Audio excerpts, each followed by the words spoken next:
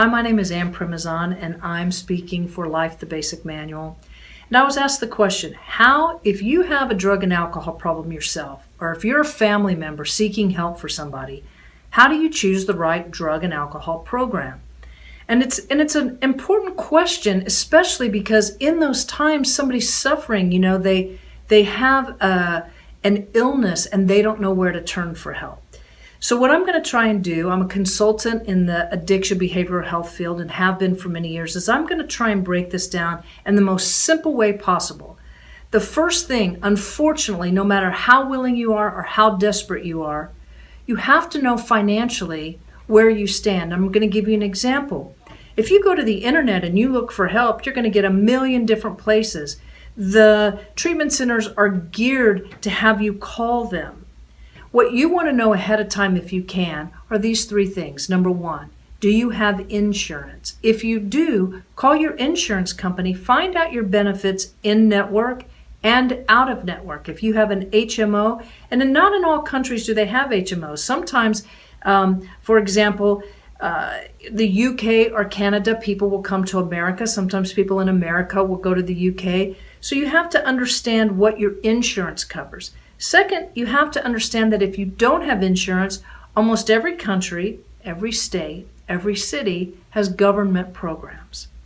And third, there's the option to private pay.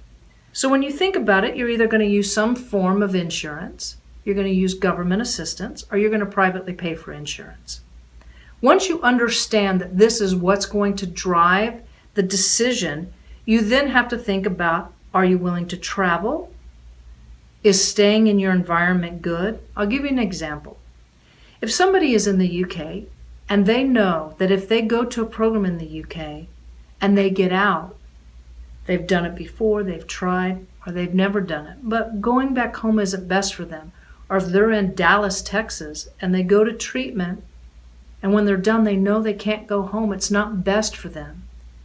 Sometimes if a family member's looking for a program, they make that decision for somebody. So just to kind of be very clear, you want to know where's the best place for you so that when you begin your search, you find the best place. So first is financial. Second is, are you willing to travel?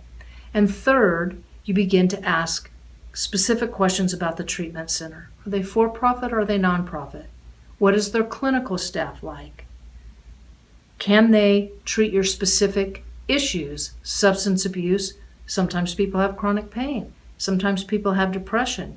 Not all centers treat all things. The last thing that I'm going to say is, will you do better in a co-ed facility or a gender-specific facility? Let's break this down. 1, finances. 2, where.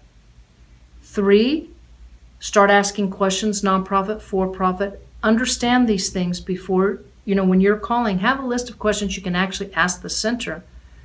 And for gender-specific or non-gender specific. I'll close with this last bit. There's an exception to this rule, and that is if you're a pregnant woman or if you're a mother with children and you need to be able to have your baby in treatment or take your children with you to treatment. There are very few places throughout the world that allow this. There's some in California, in Florida, but I want to say in those scenarios, these are exceptions to the rule. Thank you. I hope this was helpful. My name is Ann Premazon for Life, the Basic Manual.